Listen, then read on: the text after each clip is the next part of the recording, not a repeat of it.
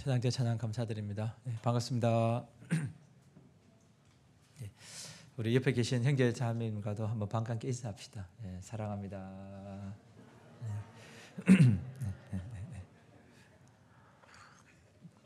네, 잠깐 하나님께 같이 기도드리도록 하겠습니다. 네, 사랑과 은혜가 풍성하신 살아계신 하나님 아버지, 주님께서 십자가 위에서 모진 고통을 받으시고 그 보배로운 피를 흘려주심으로 우리의 모든 죄를 영원히 용서하여 주시고 우리를 의롭다 하시고 우리를 하나님의 자녀 삼아 주신 그 크신 은혜 참으로 감사를 드립니다. 주님께서 베풀어 주신 사랑과 은혜가 얼마나 크고 놀라운지 저들 살아가면서 그 주님의 사랑을 더욱더 알기를 원합니다. 우리 마음이 주님의 사랑에 온전히 붙들린 바 되어서 주님의 복음과 영광 위하여 살아가는 삶 될 수 있도록 주님 도와주시옵소서. 주님 오실 날이 얼마 남지 않은 이때에 저희들 이 세상 썩어지고 없어질 것들에 마음이 빼앗기지 않도록 도와주시고 썩지 않고 새하지 않고 영원한 것을 위해서 살아갈 수 있도록 주님 도와주시옵소서. 우리 주변에 아직까지 구원받지 못한 수많은 영혼들이 있습니다. 그들을 위하여 더욱더 기도하고 또 하나님께 매달리고 또 담대하게 입을 벌려서 복음을 전가할 수 있도록 주님께서 도와주시옵소서. 오늘 주일을 맞이하여 믿음이 귀한 형제자매님들 한자리에 불러 모아주시고 또 하나님의 말씀으로 교훈 나누게 하신 것 감사를 드립니다. 어떤 마음으로 나왔든지 주님께서 이 시간 함께 하여 주셔서 그 마음속에 합당한 말씀으로 채워주시고 또 한 주간 살아가는 데 힘과 능력이 될 수 있도록 주님 도와주시옵소서. 해외에서 복음을 전하시고 계시는 수많은 선교사님들 위에도 함께 하여 주셔서 그곳에서 맡겨주신 복음의 사역을 잘 감당하실 수 있도록 주님께서 도와주시옵소서. 오늘 이곳에 함께하지 못한 형제자매님들 어디에 계시든지 주님께서 그 마음 붙들어 주시고 항상 이 교제를 사모하실 수 있도록 도와주시옵소서. 오늘 이 시간 시종을 온전히 주님께만 부탁드립니다. 이 모든 것 저희를 죄악 가운데서 영원히 용서하여 주신 우리 주 예수님의 이름으로 감사하며 기도드립니다. 아멘. 잠깐 말씀 한 구절 찾겠습니다. 누가복음 말씀입니다. 누가복음 17장 말씀. 누가복음 17장 말씀입니다. 17장 5절입니다. 누가복음 17장 5절 말씀. 찾으셨으면 제가 천천히 읽어드리도록 하겠습니다. 사도들이 주께 여짜오되 우리에게 믿음을 더하소서 하니 주께서 가라사대 너희에게 겨자씨 하나를 만한 믿음이 있었다면 이 뽕나무들어 뿌리가 뽑혀 바다에 심기우라 하였을 것이요 그것이 너희에게 순종하였으리라. 너희 중에 누게 밭을 갈거나 양을 치거나 하는 종이 있어 밭에서 돌아오면 저대로 곧 와 앉아서 먹으라 할 자가 있느냐. 도리어 저대로 내 먹을 것을 예비하고 띠를 띠고 나의 먹고 마시는 동안에 수종 들고 너는 그 후에 먹고 마시라 하지 않겠느냐. 명한 대로 하였다고 종에게 살아하겠느냐. 이와 같이 너희도 명령받은 것을 다 행한 후에 이르기를 우리는 무익한 종이라 우리의 하여야 할 일을 한 것뿐이라 할지니라. 됐습니다. 우리가 믿음에는 우리가 구원받은 믿음도 있고 또 구원받지 못한 믿음도 있습니다. 그리고 구원받은 믿음에도 큰 믿음도 있고 작은 믿음도 있습니다. 우리가 처음 구원받았을 때는 모두 다 적은 믿음으로 시작을 했습니다. 신앙생활하면서 우리는 점점 큰 믿음으로 성장되어야 합니다. 우리 형제자매들은 더 큰 믿음으로 성장되고 싶지 않습니까? 되고 싶으시죠? 자, 예수님을 따라다녔던 이 사도들도 믿음이 성장되기를 원했던 거예요. 더욱더 큰 믿음을 가지고 싶었던 겁니다. 그래서 사도들이 예수님께 이렇게 간구하죠. 5절에 보시면은 사도들이 주께 여짜오되 우리에게 믿음을 더하소서 하니. 사도들은 예수님께 우리에게 믿음을 더하소서, 더 큰 믿음을 가지고 싶었던 겁니다. 믿음의 크기에 따라서 주님께 충성하는 정도가 다르죠. 믿음의 크기에 따라서 하나님의 역사는 달라질 수밖에 없습니다. 믿음의 크기에 따라서 평안도, 기쁨도, 소망도, 용기도, 결심도 달라지는 거거든요. 믿음의 크기에 따라서 구원의 역사도 달라질 수밖에 없습니다. 믿음의 크기에 따라서 주님을 따라가는 길과 방법도 달라질 수밖에 없는 거죠. 그래서 우리는 구원받은 이후 적은 믿음에서 더욱더 큰 믿음으로 반드시 성장해야만 하는 겁니다. 자, 작년보다는 올해가, 또 올해보다는 내년이, 해가 갈수록 우리는 믿음이 더욱 성장해야 합니다. 그래서 사도들이 우리에게 믿음을 더하소서라고 주님께 간구했는데, 이 간구가 바로 나의 간구가 되어야 하지 않을까라는 생각을 해보게 됩니다. 우리가 주님께 이런 마음으로 간구하고 생활한다면 우리는 해가 갈수록 믿음이 더욱더 성장하는 것을 경험할 수 있으리라고 생각합니다. 그래서 오늘 설교 제목은 이 사도들이 간구했던 대로 믿음을 더하소서라는 제목을 정해보았습니다. 그래서 오늘 이 제목으로 우리가 어떻게 하면 믿음을 더할 수 있을지, 그 방법을 본문을 중심으로 한번 생각을 해보도록 하겠습니다. 자, 어떻게 하면 믿음을 더할 수 있을까요? 자, 먼저 믿음을 더하기 위해서는 선행되는 믿음이 필요하다라고 주님께서 말씀을 하셨습니다. 그래서 선행되는 믿음이 있을 때 믿음을 더할 수 있는 거거든요. 자, 이것을 겨자씨 하늘만한 믿음이라고 예수님께서 말씀하셨죠. 자, 다시 누가복음 17장 5절 한번 보겠습니다. 5절. 사도들이 주께 여짜오되 우리에게 믿음을 더하소서 하니 주께서 가라사대 너희에게 겨자씨 하늘만한 믿음이 있었다면 이 뽕나무들어 뿌리가 뽑혀 바다에 심기우라 하였을 것이요 그것이 너희에게 순종하였으리라.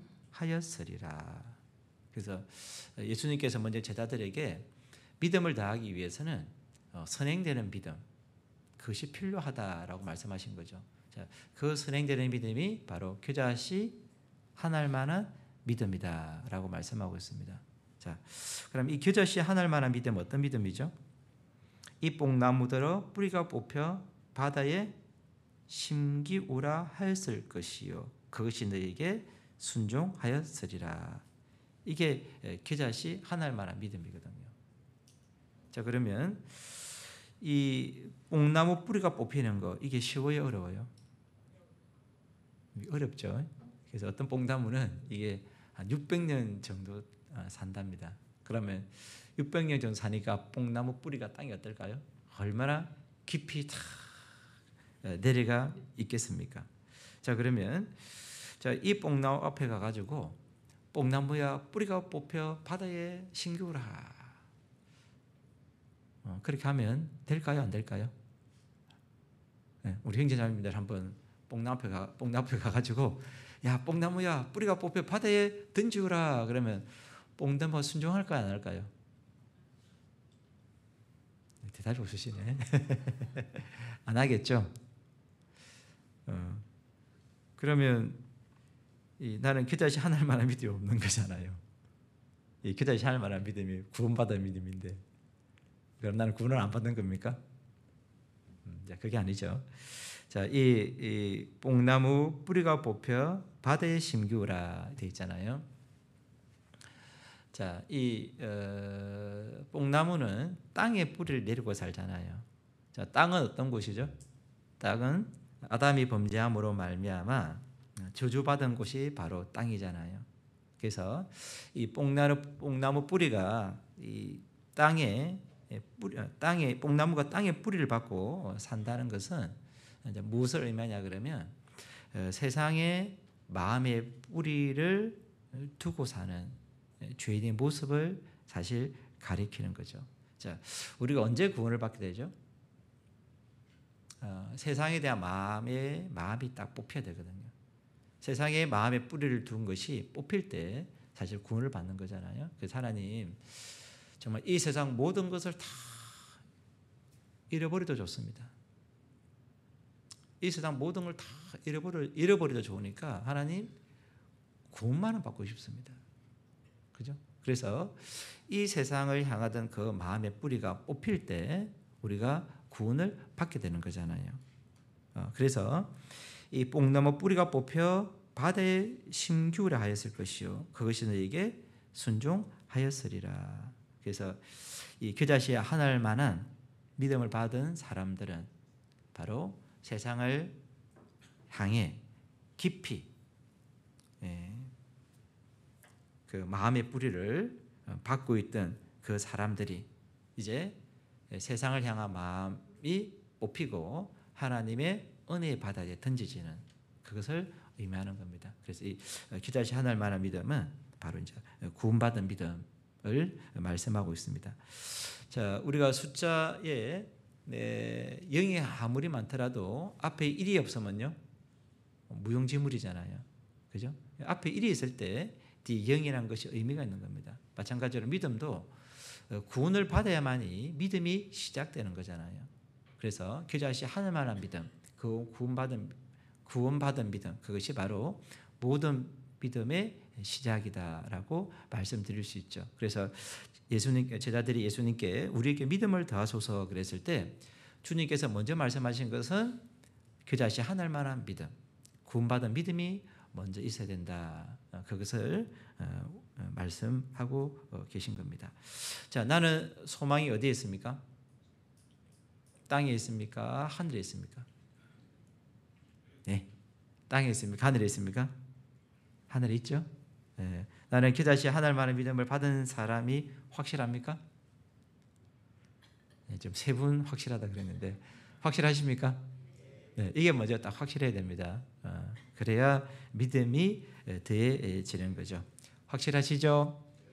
자, 그러면 이제 내가 겨자씨 하늘만한 믿음, 구원받은 믿음을 가졌다면 이제 믿음이 더해져야 되는 거잖아요. 자, 그러면 어떻게 하면 믿음을 다할 수 있을까라는 겁니다. 누가복음 17장 7절 말씀. 예수님께서 이 종의 비유를 통해서 믿음을 다하는 방법을 가르쳐 주셨습니다. 17장 7절 제가 읽어드리겠습니다. 너희 중에 누게 밭을 갈거나 양을 치거나 하는 종이 있어 밭에서 돌아오면 저들어 곧 와 앉아서 먹으라 할 자가 있느냐 되어 있죠. 여기 보시면 종이 하는 일이 있습니다. 자, 종이 하는 일 중에 본문에서 첫 번째 기록된 일은 무엇이죠? 누게 밭을 갈거나 되어 있잖아요. 그래서 종이 첫 번째 하는 일은 바로 밭을 가는 일이다라는 거죠. 그래서 믿음에 대하기 위해서 첫 번째 해야 할 것은 밭을 갈아야 한다라고 성경은 말씀하고 있습니다. 자, 이 밭은 두 가지 정도로 좀 생각을 해볼 수 있는데요. 자, 우리는 밭에서 무엇을 얻습니까?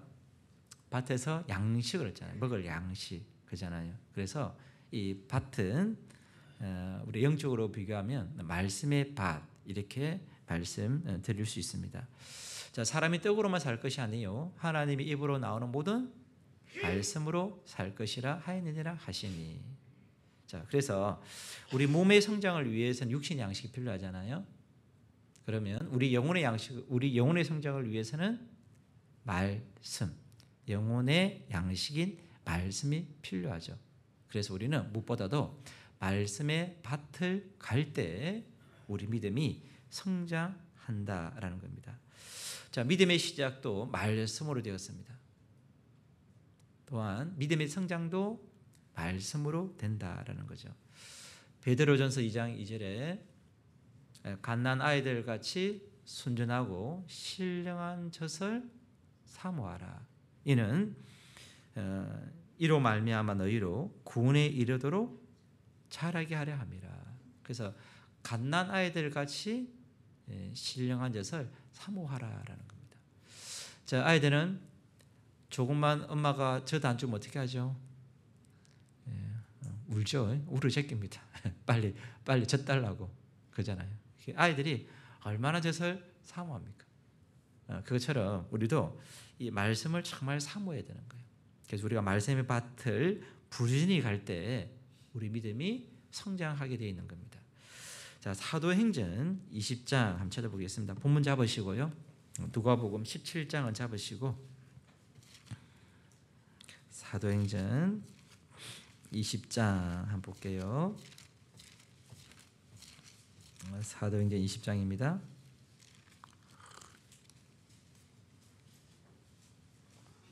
우리가 잘 아시는 말씀 중에 하나인데요. 사도행전 20장 32절. 사도행전 20장 32절 제가 읽어드리겠습니다. 지금 내가 너희를 주와 및 그 은혜의 말씀께 부탁하노니 그 말씀이 너희를 영이 든든히 세우사 거룩해 하심을 입은 모든 자 가운데 기업이 있게 하시리라. 이 말씀에 보시면 내가 너희를 주와 그 은혜의 말씀께 부탁하노니 되어 있죠. 그 말씀이 능히 너희를 든든히 세우사 되어 있잖아요. 그러니까 우리 신앙을 든든히 세우는 것은 무엇이죠? 말씀. 그잖아요. 이 말씀이 우리를 능히 든든히 세우는 거거든요. 그러니까 우리는 말씀의 밭을 부지런히 갈아야 되는 거예요. 자, 우리 말씀의 밭을 갈면서 무엇을 누려야 되느냐? 하나님의 은혜를 누려야 되는 거예요. 그래서 본문 말씀 보시면 지금 내가 너희를 주와 및 그 은혜의 말씀께 부탁하노니 되어 있잖아요. 그러니까 말씀을 통해서 우리는 하나님의 은혜를 마음속에 새기는 거거든요. 그 하나님의 은혜가 마음속에 새겨지게 될 때 우리 믿음의 성장이 이루어진다라고 말씀을 드릴 수 있어요. 그래서 우리가 정말 매일마다 그죠?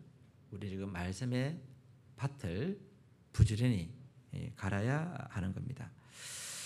자, 잠언 말씀 한번 봅시다. 잠언 12장입니다.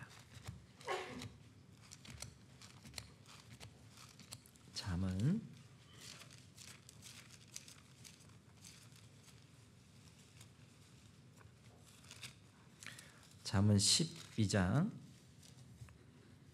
11절 말씀. 잠언 12장 11절 제가 읽어드리도록 하겠습니다.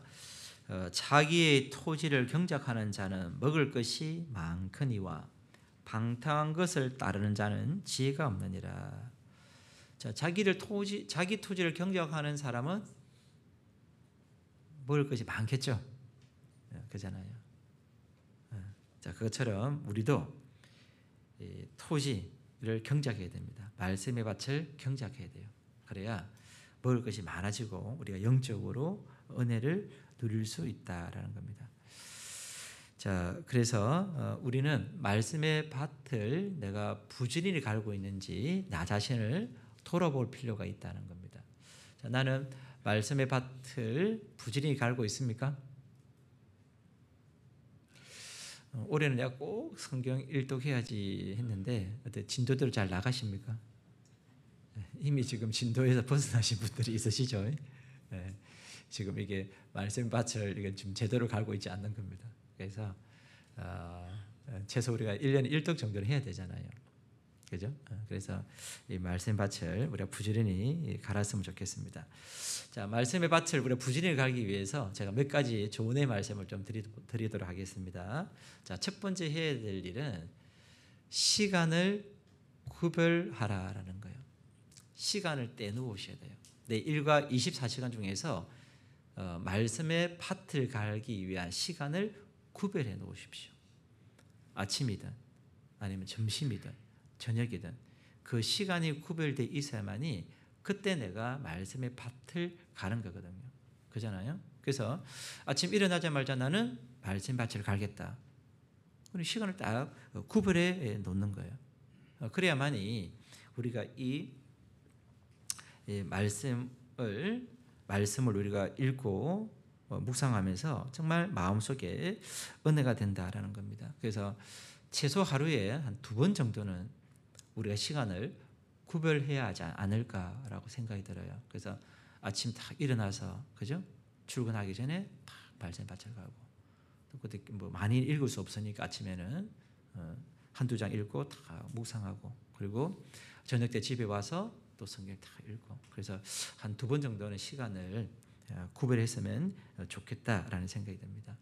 자, 두 번째 드리고 싶은 조언은 마음을 집중하라라는 거예요. 자, 우리가 말씀의 밭을 갈 때 마음을 집중해야 합니다.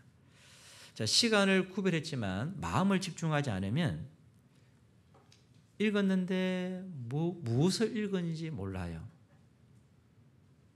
마음을 집중하지 않으면 들었는데 무엇을 들었는지 몰라요.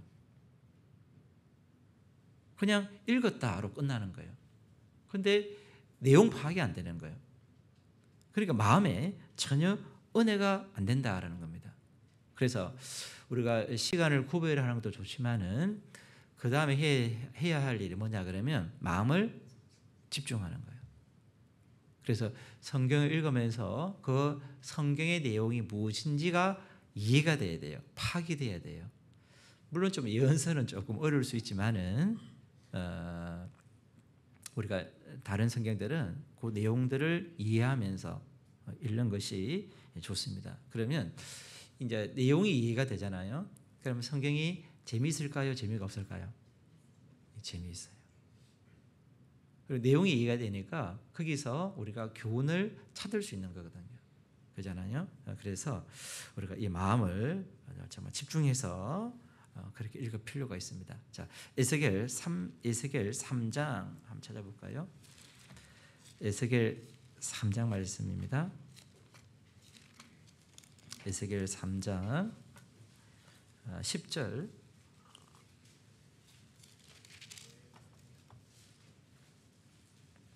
에스겔 3장 10절 말씀 제가 읽어드리겠습니다. 또 내게 이르시되 인자야 내가 내게 이를 모든 말을 너는 마음으로 받으며 귀로 듣고. 하나님이 예레미야에게 에스겔 하신 말씀이죠. 내게 이르시되 인자야 내가 내게 이를 모든 말을 너는 마음으로 받고. 우리가 마음으로 받아야만이 정말 들리는 거거든요. 그래서 우리가 정말 마음을 집중하는 것이 무엇보다도 필요합니다. 자, 그리고 세 번째 말씀드리고 싶은 것은 책임질하라라는 거예요. 말씀의 밭을 가기 위해서는 책임질하는 것, 묵상하는 것이 반드시 필요한 겁니다. 자, 시간을 내고 마음을 집중해서 말씀을 듣고 읽는 거 정말 중요해요.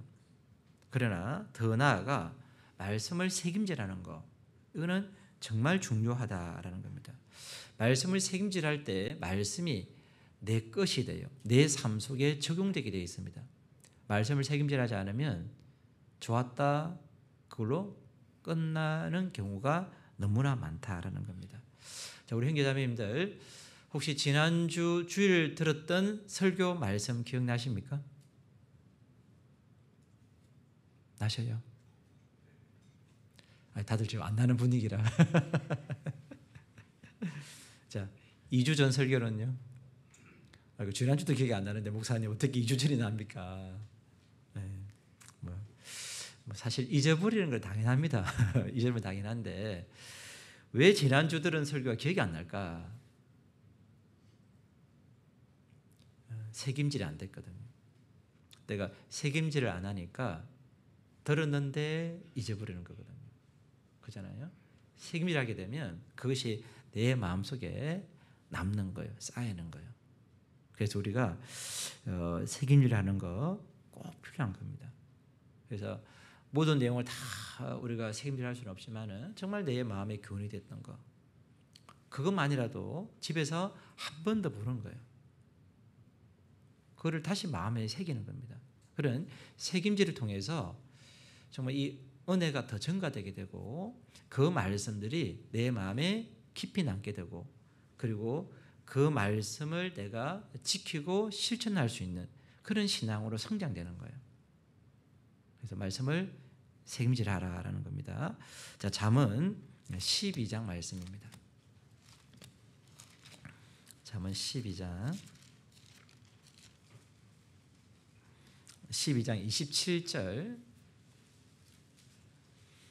잠언 12장 27절입니다. 잠언 12장 27절 말씀 같이 한번 읽어보도록 하겠습니다.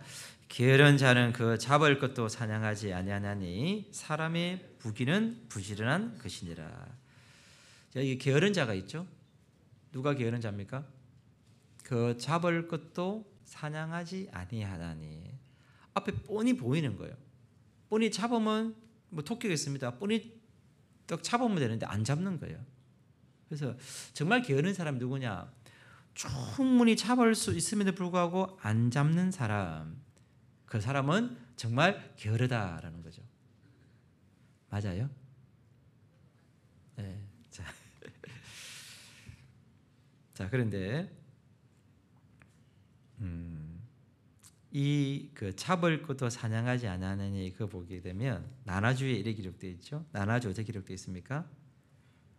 사냥한 것도 굽지 아니하나니 이렇게 기록되어 있잖아요.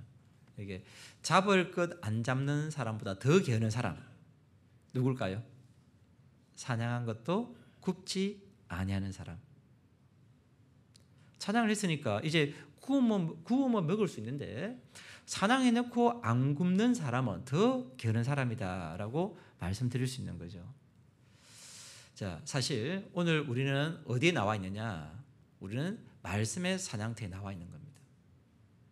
우리 지금 말씀의 사냥터에서 오늘 우리는 사냥을 해야 되는 거예요. 말씀을 잡아야 되는 거예요.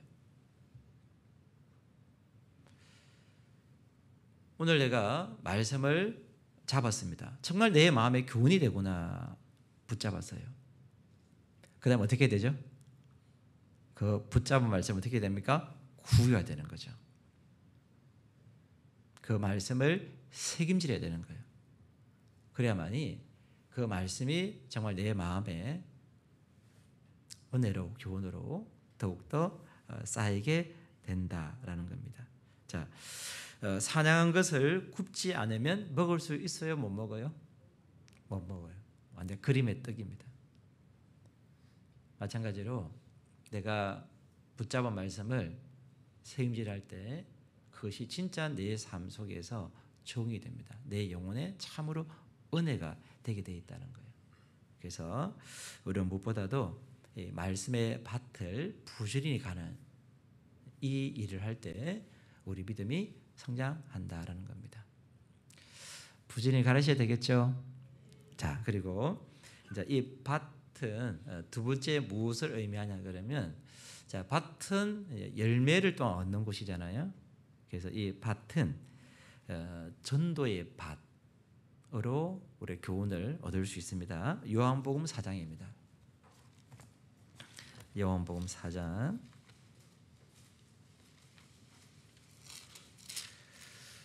요한복음 4장 말씀. 4장 34절입니다. 34절 제가 읽어드리겠습니다. 예수께서 이르시되 나의 양식은 나를 보내신 이의 뜻을 행하며 그의 일을 온전히 이루는 이것이니라. 너희가 넉 달이 지나야 추수할 때가 이르겠다 하지 아니하였느냐. 내가 너희에게 이르노니 눈을 들어 밭을 보라. 희어져 추수하게 되었도다. 거두는 자가 이미 삭도 받고 영생에 이르는 열매를 모으나니 이는 뿌리는 자와 거두는 자가 함께 즐거워하게 하려 함이라. 자, 예수님께서 눈을 들어 밭을 보라. 희어져 추수하게 되었도다 그랬잖아요. 자, 우리 주변에 구원받지 못한 많은 영혼들이 있잖아요. 그죠? 그 영혼들 우리는 추수해야 되는 거예요. 그래서 우리는 전도의 밭을 부지런히 갈아야 되는 겁니다. 자, 본문에 보시면 눈을 들어 밭을 보라. 희어져 추수하게 되었도다 그랬잖아요. 자, 곡식이 익으면 무슨 색깔을 띠죠? 황금색. 맞아요? 자, 그런데 본문에서는 무슨 색깔입니까? 희어져 추수하게 되었도다. 자, 황금색인데 왜 희어져 추수하게 되었죠? 네, 황금색을 계속해서 추수를 안 하고 내버려두면 어떻게 됩니까? 흰빛으로 쭉 바뀌죠. 그러니까 지금 이 희어져 추수하게 되었다는 것은 정말 지금 이 곡식들이 떨어질 찰나인 거예요. 그 곡식을 거두지 않으면요 버리는 거잖아요. 마찬가지로 우리 주변에 하나님의 은혜를 깨닫지 못하고 영원한 멸망을 받게 될 그 영혼들이 얼마나 많습니까? 내가 조금만 더 기도하고 조금만 더 관심을 가지고 전도했으면 정말 그 영혼을 추수할 수 있었을 텐데 내가 그것을 하지 못함으로 말미암아 멸망받을 그 영혼들이 얼마나 많냐는 거예요. 그래서 우리는 이 전도의 밭을 갈아야 됩니다. 자, 우리가 이 전도의 밭을 갈 때 사실 우리 믿음이 성장하게 되어 있는 거예요. 자, 우리는 전도의 밭을 갈고자 할 때 하나님께 간구하게 되는 거예요. 하나님께 더욱더 의지하게 되잖아요. 그리고 전도가 내가 바뀌지 않으면 됩니까? 안 됩니까? 안 되잖아요. 그러니까 전도하기 위해서 나를 정말 내려놓게 되고 내가 그 영혼을 전도하기 위해서 정말 내가 섬기는 자가 되는 거예요. 상대방의 마음을 이해하고 헤아려주는 그런 마음도 가지게 되고 나의 성격도 바뀌고 전도하는 가운데 우리 믿음이 성장합니다. 그래서 전도는 우리 믿음의 성장을 돕는 정말 좋은 도구가 된다라고 말씀드릴 수 있습니다. 한번 전도해 보십시오. 내 믿음이 나도 모르게 무럭무럭 성장하는 것을 느낄 수 있을 겁니다. 그래서 어떻게 하면 우리 믿음이 성장되느냐? 첫 번째는 밭을 갈아야 이것을 말씀하셨죠. 그래서 우리는 말씀의 밭과 그리고 전도의 밭을 부지런히 갈 때 우리 믿음이 성장된다라는 겁니다. 그것을 꼭 기억하셨으면 좋겠습니다. 다시 누가복음 17장입니다.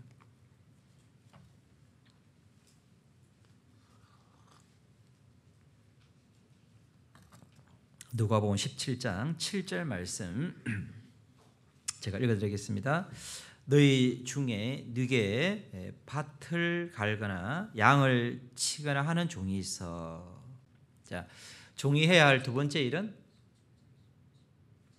양을 치거나 되어 있죠. 그래서 믿음을 더하기 위해서 두 번째 교훈은 양을 쳐야 한다라는 겁니다. 양을 쳐야 믿음이 성장합니다. 자, 양을 친다는 것은 바로 형제 자매들을 돌아보는 것을 의미하는 거죠. 그래서 우리는 구원받고 나서 주변에 있는 형제 자매들을 돌아봐야 합니다. 자, 아이는 어릴 때 자기밖에 몰라요. 자, 어릴 때 아이 둘이서 사이좋게 지내라 그러면 사이좋게 지냅니까? 싸웁니까? 싸우죠. 자, 왜 싸웁니까? 자기밖에 몰라. 자기밖에 모르니까 싸우는 거예요. 조금 남을 이해하고 양보하면 안 싸우잖아요. 그러잖아요. 조금 이제 크면 어떻습니까? 이제 남을 이해하게 되거든요. 그래서 이제 잘 안 싸우게 되잖아요. 그래서 어릴 때는 자기밖에 모르는데 조금 아이가 성장하게 되면 남을 이해하게 됩니다. 그래서 가족을 도와주게 되고 또 친구도 보살피게 되고 그러잖아요. 자, 그리고 결혼하면 어떻습니까? 결혼하면 이제 부모도 보살피고 자녀도 보살피고 그러잖아요. 그래서 사람이 나이가 들면 들수록 보살피는 범위가 훨씬 더 넓어지잖아요. 그래서 성장할수록 돌보는 범위가 넓어진다라고 말씀드릴 수 있습니다. 자, 우리 자매님들 결혼해서 아기를 놓기 전과 처녀 때와 결혼해서 아기를 키운 후와 마음이 어떤 것 같아요? 아기를 키우기 전하고 아기를 키운 후하고는 마음이 다르죠. 아기를 키워보면은 이 마음이 훨씬 더 넓어지는 것을 사실 경험할 수 있습니다. 그래서 믿음의 성장도 똑같다는 거예요. 내가 돌아보는 가운데 내 믿음도 성장하게 되어 있습니다. 그래서 히브리서 10장 24절에 보시면 서로 돌아보아 사랑과 선행을 격려하며 서로 돌아보라고 분명히 말씀하고 있습니다. 자, 빌립보서 2장 한번 찾아볼까요? 빌립보서 2장입니다. 빌립보서 2장 빌립보서 2장 4절입니다. 4절 제가 읽어드리겠습니다. 각각 자기 일을 돌아볼 뿐더러 또한 각각 다른 사람들의 일을 돌아보아 나의 기쁨을 충만케 하라. 자, 자기 일을 돌아볼 뿐더러 그 다음에 무엇을 해야 됩니까? 각각 다른 사람들의 일을 돌아보아 되어 있잖아요.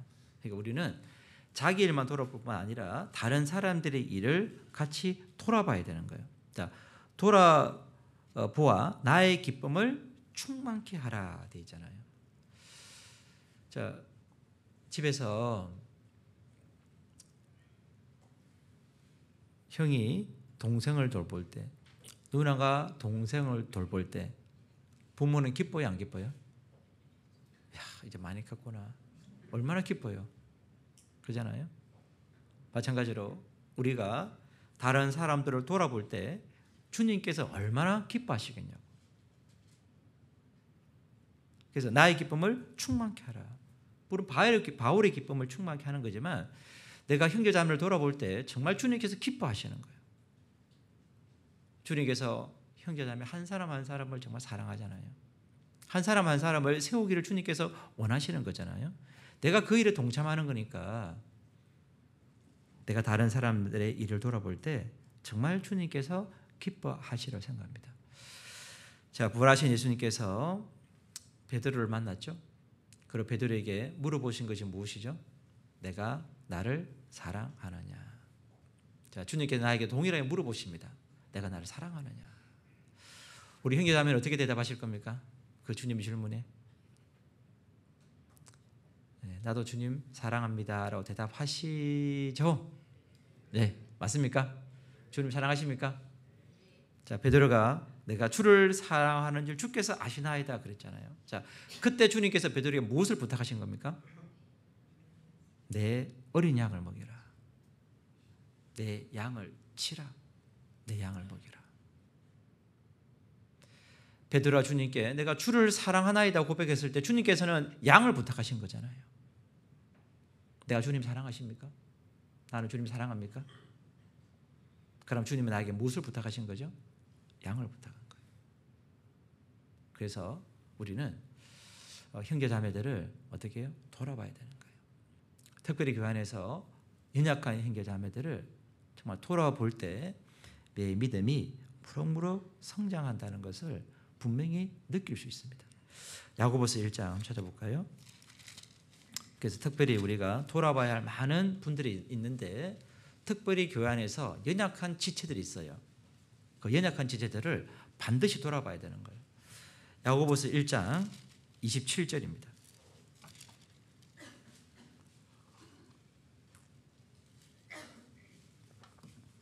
야고보서 1장 27절 제가 읽어드리겠습니다. 하나님 아버지 앞에서 정결하고 더러움이 없는 경건은 곧 고아와 과부를 그 환난 중에 돌아보고 또 자기를 지켜 새 속에 물들지 아니하는 이것이니라. 이게 보면 고아와 과부를 돌아보고 돼 있잖아요. 그래서 우리가 돌아봐야 할 대상 두 부류의 사람이 나오죠. 첫 번째는 고아입니다. 자, 고아는 어떤 사람이죠? 고아는 부모가 없잖아요, 그죠? 그래서 고아는 양식에 줄인 사람이잖아요. 먹을 것이 없잖아요. 그래서 교회 안에서는 경제적으로 어려운 그런 분들이 분명히 있습니다. 그래서 경제적인 도움을 드려야 될 그런 분들이 있으니까 그런 분들 돌아봐야 되는 거고, 그리고 고아는 부모의 사랑을 못 받잖아요, 그죠? 그래서 정말 관심을 가지고 사랑을 가지고 돌봐야 할 그런 대상이 분명히 있는 겁니다. 그래서 고아를 돌아보고, 그리고 두 번째 대상은 과부잖아요. 과부는 혼자잖아요. 외롭잖아요. 그죠? 그래서 마음이 힘들고 외로운 분들 분명히 교회 안에 있다라는 겁니다. 그래서 그런 분들이 정말 있는지 자세히 살피고 돌아보는 것이 무엇보다도 교회 안에서는 꼭 필요하겠다라는 거예요. 그래서 이런 연약한 지체들을 돌아볼 때 교회가 너무 좋은 거예요. 교회 오는 게 너무 행복한 거예요. 교회 오니까 정말 따뜻한 내가 사랑을 누리는 거예요. 그 가운데 교회가 더욱더 화목해지게 되고 하나가 되고, 그 가운데 주님께서 교회를 통해서 역사하시는 거거든요. 그래서 우리가 반드시 연약한 형제자매들을 꼭 돌아봐야 한다라는 겁니다. 자, 그리고 두 번째는 교제가 필요하신 분들이 있어요. 교회 안에서 이래가지 신앙생활 하면서 뭔가 마음에 좀 문제가 됐거나 뭔가 오해가 있거나, 그래서 뭔가 마음에 어둠이 있는 그런 형제자매들이 교회 안에 있을 수가 있습니다. 그래서 그런 분들을 찾아가서 같이 교제주고 그런 어떤 오해를 풀어주고 그런 것들이 꼭 교회 안에서는 필요한 거예요. 그래서 그런 어떤 오해 갈등이 풀리게 되면 정말 주를 위해서 열심히 살 수 있는데, 어떤 그런 마음의 어떤 그런 오해 때문에, 어둠 때문에 힘있게 살지 못하는 그런 분들이 있을 수 있거든요. 그래서 우리가 교회 안에서 꼭 어떤 교제가 필요하신 분들, 그런 분들도 우리가 돌아보는 지혜가 필요하겠다라는 겁니다. 그리고 세 번째 대상은 교제에 떨어진 분들도 있어요. 교회 안에서 한때 정말 교회 잘 나오다가 열심히 신앙생활하다가 지금 교회 나오지 못하는 그런 교제에 떨어지신 분들도 우리는 어떻게 해요? 기도하면서 돌아봐야 된다는 거예요. 다시 나올 수 있도록. 그잖아요. 그래서 지난번에 저희도 이제 3월달에 전도 집회를 했는데, 그분이 교회를 왔다가 안 나왔다가 왔다가 안 나왔다가 계속 반복을 했어요. 근데 이제 이번에 그 자매님께서 전도 집회를 앞두고 이번에 다시 한 말씀 듣자고. 그래서 이번에 말씀을 딱 듣고 마음을 딱 정해버렸어요. 이제 안 빠져요. 그래서 우리가 교제에 떨어지신 분들 돌아보면은 우리가 다시 이제 교제에 붙기도 하고, 또 혹시 구원이 아닌 분들은 집회를 통해서 또 제대로 또 구원을 받을 수도 있고, 그래서 그런 분들이 분명히 교회 안에 있다라는 겁니다. 자, 바울이 구원받고 나서 혼자서 길리기아 다소에 있었거든요. 근데 그 길리기아 다소에 있는 바울을 찾아간 사람이 누구죠?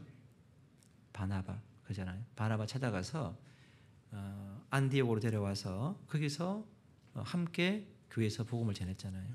그죠? 그래서 바울이 혼자 물론 하나님의 특별한 계획이 있었겠지만 길리기아 다소에 있었던 것이 최소한 7, 8년 정도는 되는 겁니다.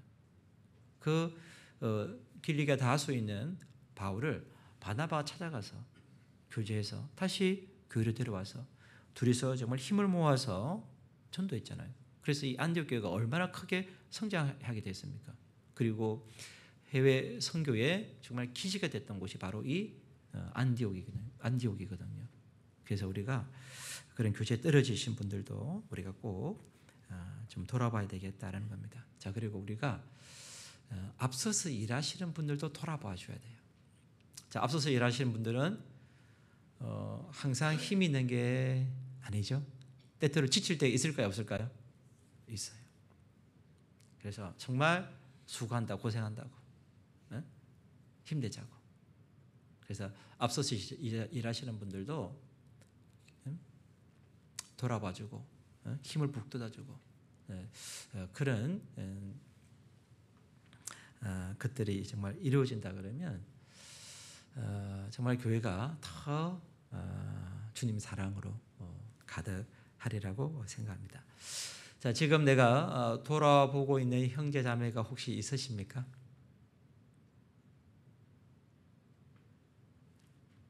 내가 조용히 기도해 주고 있는 형제 자매님이 있으신지요? 혹시 그런 분을 있다면, 내가 조용히 기도해 주고 계신 분이 있다 그러면 정말 잘하고 계신 거예요. 계속해서 정말 그렇게 하십시오. 하나님께서 은혜를 더해 주시리라고 생각합니다. 자, 혹시 지금 내가 돌아보고 있는 형제 자매가 없다면 내가 한 사람이라도 정해보자. 물론 나도 연약하지만 나보다 더 연약한 지체가 분명히 있잖아요, 교회 안에서. 그죠? 그래서 내가 한 사람이라도 정말 정해서 그 형제 자매를 내가 정말 돌아봐야 되겠다. 그런 결심을 하고 그런 돌아보는 생활이 된다 그러면 하나님께서 정말 은혜를 풍성하게 더해 주시리라고 생각합니다.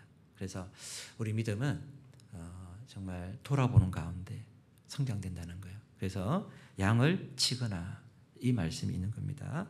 다시 누가복음 17장입니다.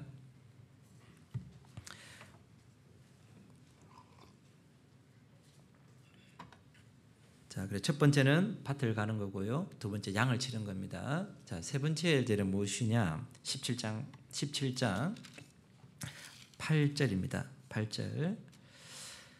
7절부터 제가 읽어드리겠습니다. 너희 중에 누구의 밭을 갈거나 양을 치거나 하는 종이 있어 밭에서 돌아오면 저들어 와 앉아서 먹으라 할 자가 있느냐? 도리어 저들어 내 먹을 것을 예비하고 띠를 띠고 나의 먹고 마시는 동안에 수종 들고 너는 그 후에 먹고 마시라지 않겠느냐? 자, 종이 해야 할 세 번째 일은 무엇이죠? 수종 들고 되어 있죠. 세 번째는 수종 들어야 한다라고 말씀하고 있습니다. 자, 밭을 갈고 양을 치고 돌아온 종 얼마나 피곤하겠어요. 그죠? 아마 빨리 씻고 쉬고 싶은 마음이 꿀떡 같을 겁니다. 자, 그런데 종은 집에 돌아와서 무엇을 해야 되는 겁니까? 주인에게 수종드는 일, 그 일을 해야 되는 거예요. 종은 그 후에 먹고 마시고 쉴 수 있다라는 겁니다. 자, 밭을 가는 일, 양을 치는 일, 그리고 수종 들은 일, 이 세 가지 중에서 가장 중요한 일은 무엇일까요? 네, 무엇이죠? 수종 들은 일, 그게 가장 중요합니다. 주인에게는 수종 들은 일이 가장 중요한 거잖아요. 자, 수종 들은 일은 무엇을 의미하느냐? 바로 주님과의 개인적인 사귐. 주님과의 개인적인 사귐. 그것을 의미합니다. 밭을 가는 일보다 양을 치는 일보다 수종 들은 일, 주님과의 개인적인 사귐, 이것이 가장 중요한 거예요. 자, 요한일서 1장입니다. 요한일서 1장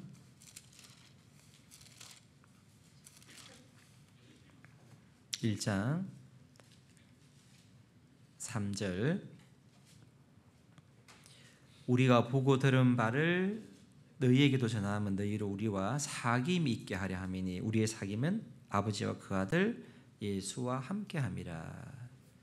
자, 우리의 사귐 가운데 하나님, 예수님이 함께 거하시잖아요. 자, 그러면서 6절에 보시면 만일 우리가 하나님과 사귐이 있다 하고 어두운 가운데 행하면 거짓말을 하고 진리를 행치 아니함이거니와 되어 있잖아요. 우리가 하나님과 사귐이 있다 하고, 자, 하나님과의 사귐, 이게 바로 수정되는 일이거든요. 자, 그리스도인은, 구원받은 그리스도인은 하나님과의 사귐, 이것이 있어야 되는 겁니다.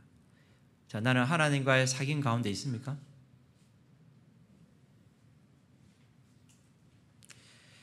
자, 하나님과의 사귐 속에 우리는 기쁨을 누릴 수 있고, 감사를 누릴 수 있고, 평안을 누릴 수 있고,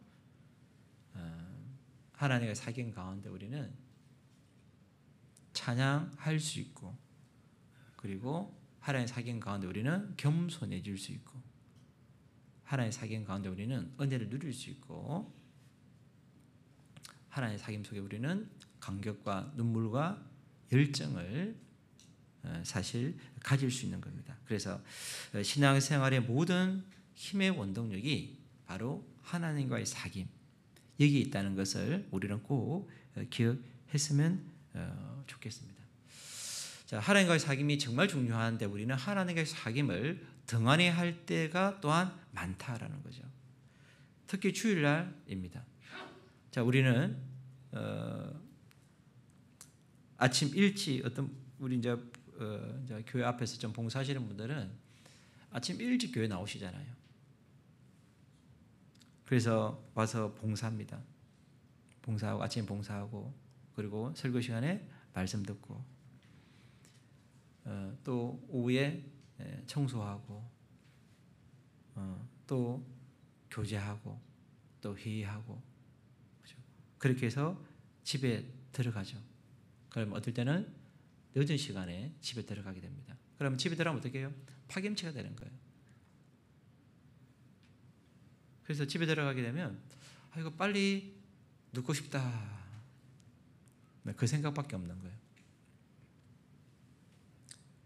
자, 그래서 주일날 힘들게 교회 안에서 봉사한 것을 위로 삼아서 오늘 내가 이렇게 봉사했지.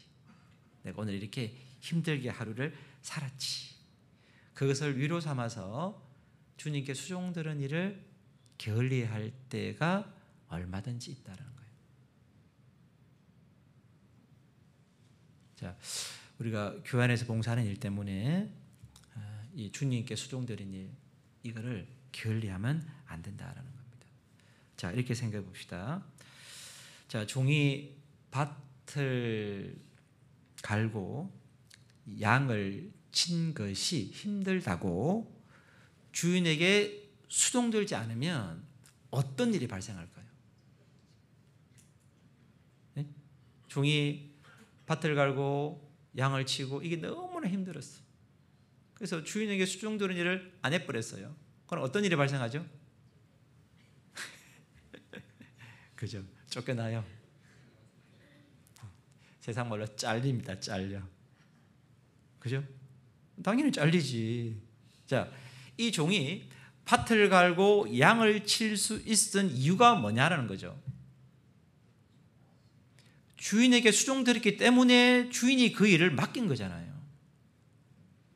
주인에게 수종되지 않으면 주인이 그 일을 안 맡긴다고요. 가장 중요한 일은 무엇입니까? 주님께 수종드리는 일이에요. 내가 주님께 수종드리는 일을 게을리하게 되면 주님은 밭을 가는 일, 양을 치는 일 다 빼앗아 가실 수 있다는 거예요. 우리 신앙생활에서 정말 중요한 게 뭐냐? 주님께 수종드리는 일, 주님과의 개인적인 사귐, 그것이 정말 중요한 거예요. 이 일을 결코 게을리해서는 안 된다라는 겁니다. 자, 우리가 주님과의 개인적인 사귐 속에서 우리는 많은 것들을 발견하고 많은 은혜를 사실 누릴 수 있습니다.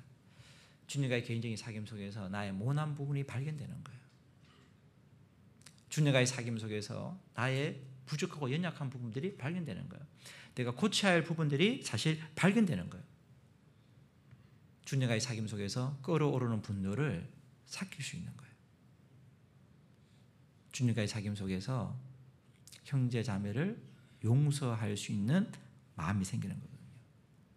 주님과의 사귐 속에서 나를 낮추는 그런 마음을 가질 수 있는 거고, 주님과의 사귐 속에서 힘과 용기를 얻을 수 있다는 거예요.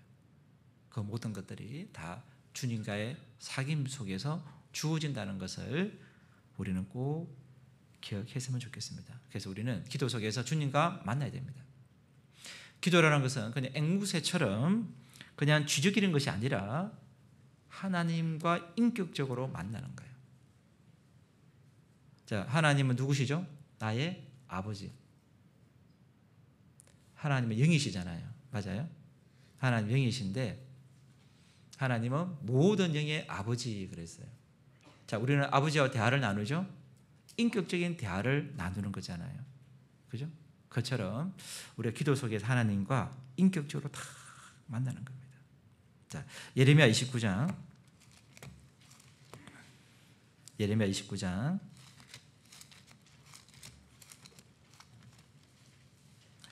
예레미야 29장 13절입니다.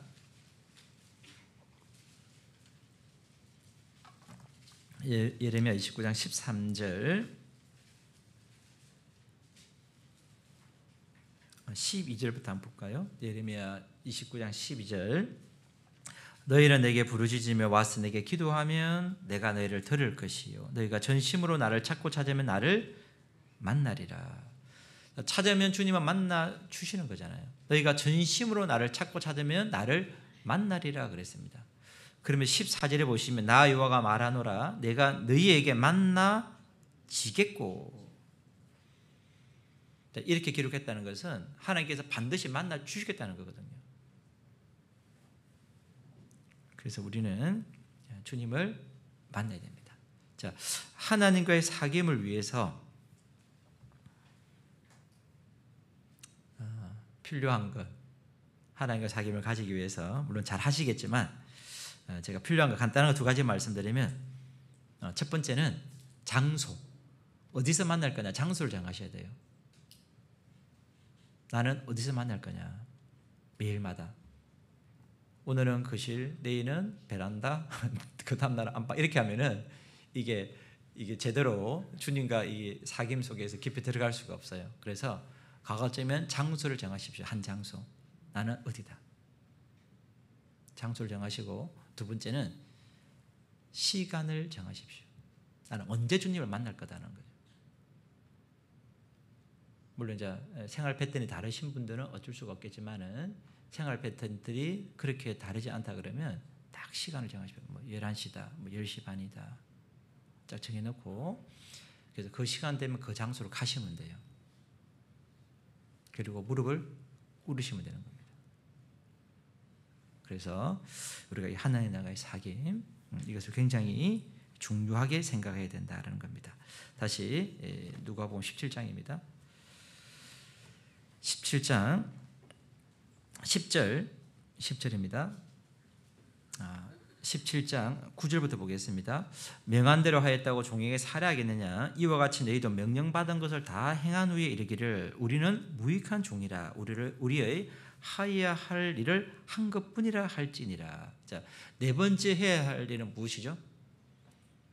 무익한 종임을 고백하라라는 겁니다. 자, 그 모든 걸 다 하고도 뭐예요? 우리는 무익한 종이라 하여야 할 일을 한 것뿐이라. 자, 우리가 한 일을 자랑하고 나를 나타내면요, 안 되는 거예요. 자, 사실 우리는 죄성이 있잖아요. 우리는 죄의 기질을 가지고 있잖아요. 그래서 사람은 누구나 칭찬받기를 좋아합니다. 누구나 사람은 인정받고 싶은 그런 마음을 다 가지고 있는 거죠. 때때로 자신이 한 것을 드러내고자 하는 그 마음이 최선을 가진 우리에게는 있다는 거죠. 근데 그 마음을, 나를 나타내고 나를 자랑하고자 하는 그 마음을 철저히 배격하셔야 돼요. 그 마음을 다스리지 못하면 하나님께 쓰임 받을 수가 없어요. 나를 나타내게 되면 나눠집니다. 형제자매 사이가 나눠지게 돼 있어요. 나를 나타내지 않고 주님을 나타내게 될 때 교회는 하나로 모이게 돼 있는 거예요. 그래서 나는 무익한 종이다 라고 고백하고, 바로 누구만 나타내야 되냐? 우리는 하나님만 딱 높여야 되는 거예요. 나를 철저하게 낮추고 하나님만 높이게 될 때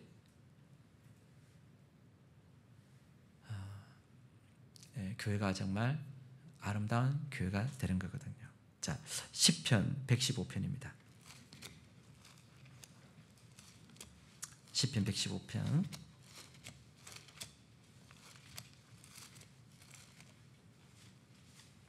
시편 115편 1절입니다. 시편 115편 1절.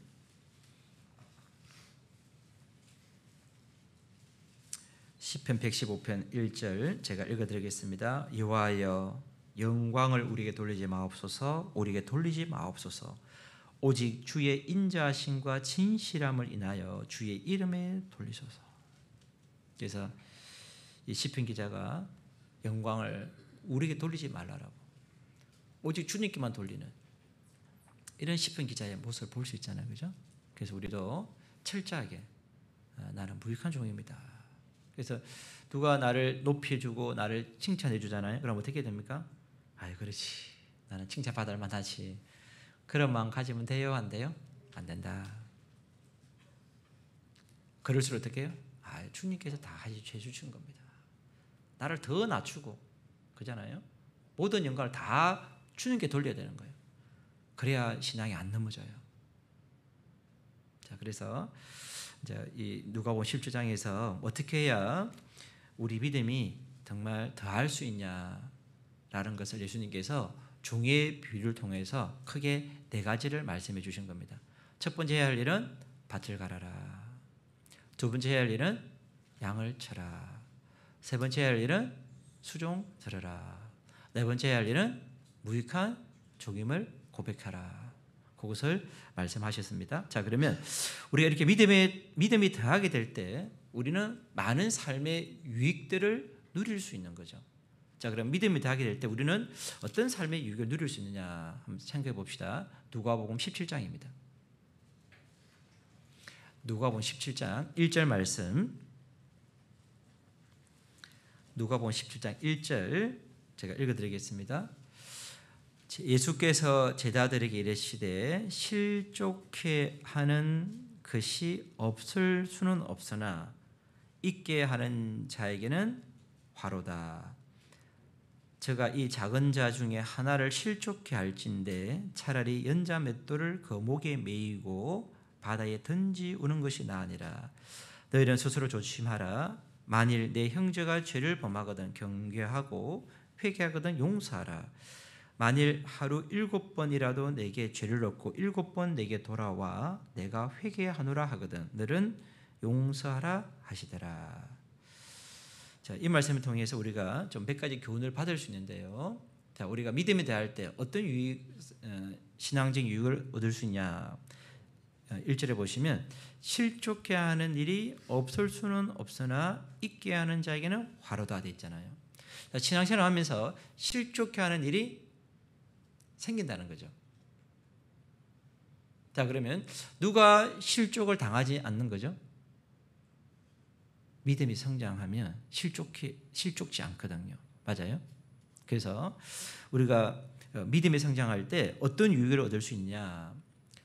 실족지 않는 삶이 되는 거예요. 그죠? 그리고 실족지 않게 하는 삶이 되는 겁니다. 자, 믿음이 더하지 못하면 자기가 실족하기도 하고 그리고 실족시키기도 하는 거예요. 맞죠? 근데 믿음에서 더하면요, 믿음에 더하면 안 넘어져요. 그렇잖아요? 누가 나를 실족해 하는 일이 발생하더라도 믿음에 더하면 안 넘어지잖아요. 맞아요? 그래서 우리는 실족치 않는 삶을 위해서라도 내 믿음이 반드시 성장해야만 되는 겁니다. 때때로 교회 생활하면서 형제자매들의 말에 의해서 상처를 받을 때도 있잖아요. 우리 천안 동부랑 없습니까? 없으신 것 같아요. 그리고 때때로 주님을 따라가는 일이 힘들게 느껴질 때도 있거든요. 때때로 이해하기 어려운 일이 발생하기도 하고, 그럴 때 믿음이 약하면 딱 실족이 되는 거거든요. 그런데 믿음이 더하면요, 실족지 않는 겁니다. 그잖아요? 그리고 믿음이 성장하게 되면 남을 실족시키는 말을 하지 않는 거거든요. 내가 이 말을 하게 되면 실족할 거야. 상처를 받을 거야. 그래서 조심하게 되는 거예요. 근데 믿음이 성장하지 않으면요, 뭐 상대방 마음 생각 안 하고 그냥 함부로 말을 뱉어 버린다고. 그러니까 이거 나는 저 형제 때문에 교회 안 나가겠다고. 그런 일들이 생길 수 있다는 거예요. 그래서 우리가 믿음이 더해야 되는 거예요.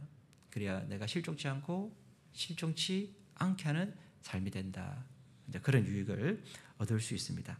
자, 그리고 두 번째 어떤 유익을 얻을 수 있냐 그러면 어려운 일도 순종하는 삶이 되는 거예요. 믿음이 더하게 되면 어려운 일도 순종하는 삶이 된다는 겁니다. 4절 다시 한번 볼까요? 4절. 만일 하루 7번이라도 내게 죄를 얻고 7번 내게 돌아와 내가 회개하노라 하거든 너는 용서하라 하시더라. 자, 어떤 형제가 7번 동일한 죄를 범했습니다. 그래서 7번 와서 내가 미안하다 했어요. 그러면 동일한 일을 7번 반복한 그 형제를 용서하는 게 쉬워요, 어려워요? 본문에는 7번 돼 있지만 마태복음은 어떻게 기록됐습니까? 70번씩 7번이를 하라 돼 있잖아. 그거 쉬워요, 어려워요? 어렵다고. 자, 그래서 예수님께서 너는 용서하라 하시더라 이 말씀을 하니까 5절을 보시면 사도들이 주께 여짜오되 우리에게 믿음을 다하소서. 그러니까 7번 용서하는 일이 어렵잖아요. 그러니까 사도들은 뭐라고 요구했습니까? 우리에게 믿음을 다하소서. 믿음을 더해져야만이 그 7번을 용서하는 일이 가능하잖아요. 그래서 믿음을 더하게 될 때 어떤 유익이 얻을 수 있느냐? 어려운 일도 순종하는 삶이 되는 거예요. 믿음을 더하게 되면 7번도 용서하고 490번도 용서하게 되는 거예요. 그죠? 그래서 우리가 믿음을 더해야 되는 겁니다. 세 번째로는 이 말씀대로 진정으로 용서하고 사랑하는 삶으로 바뀌는 거예요. 믿음을 더하게 될 때. 자, 그리고 네 번째 어떤 유익을 얻을 수 있냐 그러면 네 번째는 하나님의 큰 역사를 경험하는 삶이 되는 겁니다. 믿음이 더할 때 하나님의 큰 역사를 경험하게 된다는 겁니다. 다시 17장 6절 한번 봅시다. 6절. 주께서 가라사대 너희에게 겨자씨 하나를 만한 믿음이 있었다면 이 뽕나무 들어 뿌리가 뽑혀 바다에 심기우라 하였을 것이요 그것이 너희에게 순종하였으리라. 자, 뽕나무 뿌리가 뽑혀 바다에 심기우는 것, 이건 하나님의 큰 역사잖아요. 맞아요? 우리는 그 하나님의 큰 역사로 말미암아 구원을 받은 겁니다. 맞습니까? 내가 구원받은 것, 이건 하나님의 큰 엄청난 역사인 겁니다. 이해되시죠? 자, 그리고 우리는 구원받은 이후에 무엇을 만나느냐? 땅에 뿌리가 깊이 박힌 뽕나무들을 우리는 만나거든요. 그죠? 우리가 뽑아야 할 땅에 뿌리를 깊이 박은 뽕나무들, 그 뽕나무들을 우리는 만나게 되는 겁니다. 자, 그러면 그 뽕나무들의 뿌리가 뽑혀야 되는데 어떻게 그 뽕나무들의 뿌리를 뽑을 수 있냐는 거죠. 내 믿음이 더할 때예요. 내 믿음이 성장하게 될 때 그 뽕나무들의 뿌리를 뽑는 그런 하나님의 큰 역사를 경험하게 되는 거잖아요. 자, 나는 어떤 뽕나무들을 만나게 됩니까? 지금 내가 만나고 있는 뽕나무들 한번 생각해 봅시다. 자, 우리는 부모님 전도라는 뿌리가 깊이 박힌 뽕나무를 만나잖아요. 우리는 남편의 구원, 아내의 구원이라는 뿌리가 깊이 박힌 뽕나무들을 만나는 거잖아요.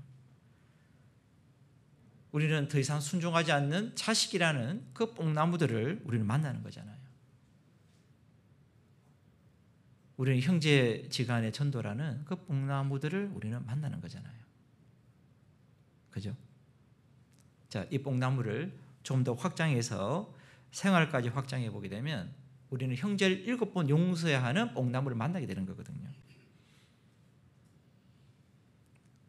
우리는 교회 더딘 성장이라는 뽕나무를 만나기도 하는 거거든요. 우리는 신앙의 회복이라는 뽕나무를 만나기도 하는 거거든요. 자, 그 뽕나무 뿌리가 뽑히기 위해서 필요한 것이 무엇이죠? 믿음의 성장인 겁니다. 우리 믿음이 성장하게 되면 그 뽕나무들을 뽑는 거죠. 그잖아요. 그래서 그 뽕나무를 뽑는 하나님의 큰 역사를 경험하기 위해서 우리에게 필요한 것은 믿음의 성장이다. 그래서 주님, 믿음을 더해 주십시오 라는 간구가 우리에게 필요하다라는 겁니다. 자, 뽕나무 뿌리가 뽑히는 것, 자, 이것은 분명히 불가능한 일입니다. 그죠? 정말 어려운 일입니다. 자, 그런데 주님께는 이 뽕나무 뿌리가 뽑히는 일이 어려운 일이 아니라 쉬운 일이라는 거예요. 우리는 불가능하지만 주님은 가능한 일이다라는 거예요. 믿음이 되게 될 때 그 하나님의 능력, 그것을 온전히 바라볼 수 있는 거예요. 그러면서 하나님의 역사를 경험하게 되는 거거든요. 자, 욥기서 36장입니다. 욥기서 36장.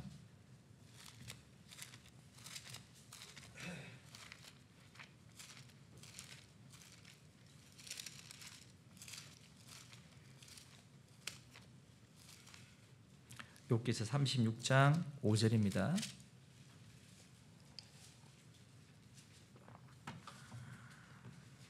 욥기서 36장 5절 같이 한번 읽어보겠습니다.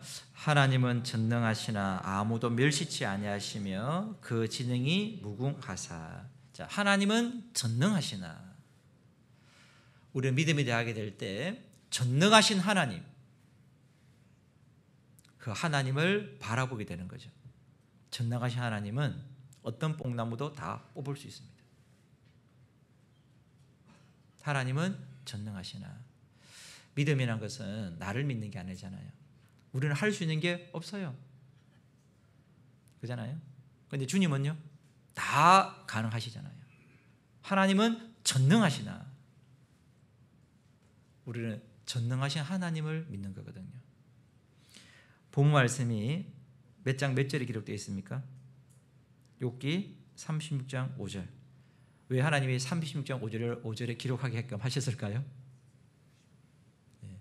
365, 365일 동안 뭘 생각하라고? 365일 동안 매일마다 뭘 생각하시라고? 하나님은 전능하시나. 우리는 전능하신 하나님을 믿는 겁니다. 자, 그래서 우리가 믿음이 성장하게 될 때 이런 많은 유익을, 신앙적인 유익을 얻을 수 있다라는 겁니다. 그래서 믿음이 대하기 위한 구체적인 방법과 또 믿음이 대하게 될 때 우리에게 일어나는 신앙적인 유익, 이거를 생각해 보았고요. 마지막으로 그럼 믿음이 더하기 위해서 우리가 가져야 할 마음 자세 딱 두 가지만 좀 생각해 봅시다. 우리가 어떤 마음 자세를 좀 가져야 될까? 믿음을 더하기 위해서 그 두 가지만 좀 생각해 보겠습니다. 다시 누가복음 17장입니다. 누가복음 17장 3절 보겠습니다. 누가복음 17장 3절 제가 읽어드리겠습니다. 너희는 스스로 조심하라. 만일 내 형제가 죄를 범하거든 경계하고 회개하거든 용서하라. 만일 하루 7번이라도 내게 죄를 얻고 7번 내게 돌아와 내가 회개하노라 하거든 너는 용서하라 하시더라. 사도들이 주께 여짜오되 우리에게 믿음을 더하소서 하니. 자, 이 말씀 예수님께서 7번이라도 내게 죄를 얻고 내가 회개하노라 하거든 너를 용서하라 돼 있잖아요. 자, 이 용서하는 게 쉬운 일이 아니잖아요. 그죠? 자, 그래서 지금 제자들이 가진 믿음으로는 이것을 감당하기가 어려운 거예요. 7번 용서하기가 어려운 거예요. 제자들이 가진 믿음으로는. 그래서 제자들은 무엇을 간구하죠? 우리에게 믿음을 더하소서. 이렇게 간구하고 있다라는 겁니다. 자, 어려운 일을 만날 때 사람은 두 가지 반응으로 나뉘는 거예요. 포기하는 사람과 한번 해보자는 사람으로 나뉘는 겁니다. 어려운 일을 만날 때 포기하는 사람이 있고 한 부류는 한번 해보자라는 거예요. 신앙도 마찬가지죠. 신앙생활 하면서 어려움을 만날 때 두 부류로 나뉘는 거죠. 한 부류는 어렵지만 믿음을 더하소서 라고 주님께 간구하는 사람과 한 부류는 포기하는 사람으로 나누는 겁니다. 신앙의 어려움을 만날 때 정말 주님을 붙잡는 사람과 주님을 붙잡지 않고 포기하는 사람으로 나뉘는 거예요. 제자들은 그 어려운 일을 만났을 때 포기하지 않고 우리에게 믿음을 더하소서 라고 주님을 붙잡은 거예요. 자, 우리에게 필요한 마음 자세가 무엇일까요? 바로 믿음을 더하소서라는 간구하는 마음의 자세인 겁니다. 어려운 일을 만날 때 포기하는 것이 아니라 믿음을 더하소서라고 간구하는 그 마음의 자세. 그 마음의 자세가 우리에게 무엇보다도 필요하다라고 말씀드릴 수 있습니다. 간질로 심히 고생하는 아비가 예수님께 부탁했죠. 무엇을 하실 수 있거든 우리를 불쌍히 여기사 도와주옵소서. 그때 예수님께 뭐라 그랬죠? 할 수 있거든이 무슨 말이냐? 믿는 자에게 넘치 못하시니 없느라 그랬을 때 이 아비가 뭐라 그러죠? 내가 믿나이다. 나의 믿음 없는 것을 도와주소서. 내가 믿는데 믿음이 부족한 거예요. 그래서 내가 믿나이다. 나의 믿음 없는 것을 도와주소서. 그렇게 간구하잖아요. 그래서 그렇게 간구했을 때 예수님은 어떻게 해요? 그 사람의 간구를 들어주셨고 그 아이를 고쳐주셨다라는 겁니다. 우리도 간구합시다.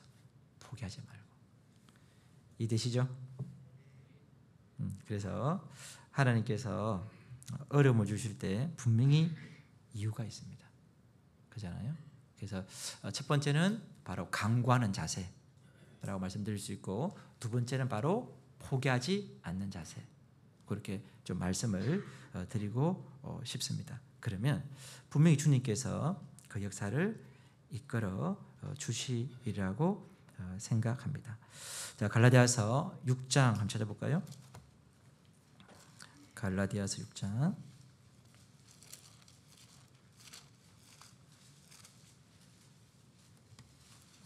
갈라디아서 6장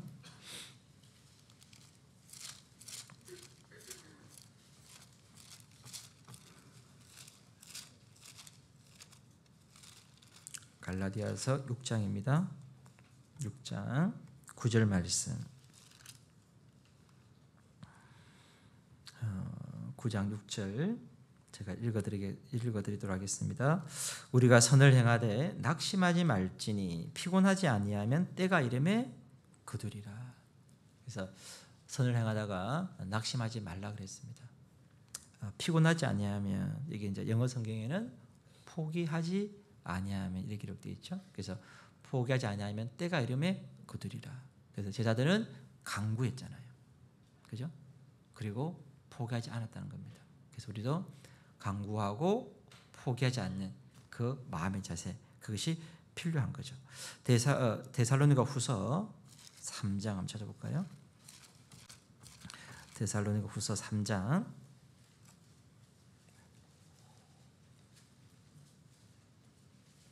13절. 데살로니가 후서 3장 13절 말씀도 같이 한번 읽어보겠습니다. 형제들아 너희는 선을 행하다가 낙심치 말라. 그래서 선을 행하다가 낙심치 말라는 것은 선을 행하는 여러 가지 어려움이 닥칠 수 있는 거잖아요. 그 일이 잘 이루어지지 않을 수도 있다라는 거죠.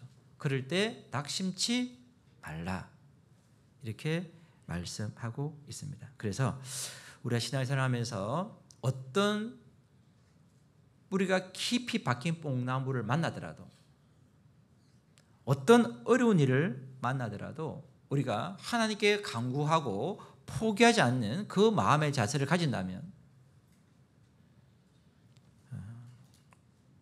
하나님께서 그 뽕나무를 뽑아주시는 그 기적을 우리 삶 가운데서 반드시 경험하게 되리라고 생각합니다. 우리는 겨자씨 하나님만한 믿음이 있습니까? 없습니까? 있으시죠? 그러면 그 기적이 가능한 거예요. 그렇잖아요. 그래서 오늘 우리가 믿음이 더하기 위한 방법, 그리고 믿음을 더할 때 일어나는 삶의 유익들, 그리고 우리가 믿음이 되기 위해서 내가 가져야 될 마음 자세 두 가지 이렇게 좀 생각해 보았습니다. 그래서 우리 천안 동북의 우리 형제자매의 믿음이 정말 무럭무럭 다 성장하고 정말 더해져서 복음이 활발하게 전해졌으면 좋겠습니다. 기도드리고 마치도록 하겠습니다. 사랑과 은혜가 풍성하신 살아계신 하나님 아버지, 저희를 십자가의 은혜로 구원해 주신 것 너무나 감사를 드립니다. 구원받은 이후에도 우리 믿음이 더욱더 성장하기를 진정 바라고 원합니다. 그러나 우리 자신들을 볼 때 믿음이 너무나 연약함을 하나님께 고백하지 않을 수 없습니다. 아버지 하나님, 그런 저희들을 말씀과 은혜로 더욱더 우리 마음을 굳세게 붙들어 주시고, 또 우리가 주님께서 명령하신 그 말씀을 기도 가운데 또 하나님께 간구하는 가운데 쫓아서 행할 수 있도록 주님 도와주셔서 구원받은 이후 우리 믿음이 더욱 성장하고, 그로 말미암아 하나님의 놀라우신 그 기적을 경험하는 그런 저희들 될 수 있도록 하나님께서 도와주셔서, 그리하여 우리 삶을 통해서 많은 영혼들이 주님께 돌아오고, 또 우리 천안 동부교회를 통해서 이뤄진 그 영혼들이 주님께 돌아와서 정말 이 교회당이 차고 넘칠 수 있도록 하나님 축복하여 주시기를 간절히 기도드립니다. 삶 가운데 여러 가지 어려운 일을 만날 때에도 항상 하나님께 간구하고 포기하지 않는 마음의 자세를 또한 가질 수 있도록 하나님께서 도와주시옵소서. 오늘 함께 주신 주님께 감사를 드리며 이 모든 것 저희를 죄악 가운데서 구원하여 주신 우리 주 예수님의 이름으로 감사하며 기도드립니다. 아멘.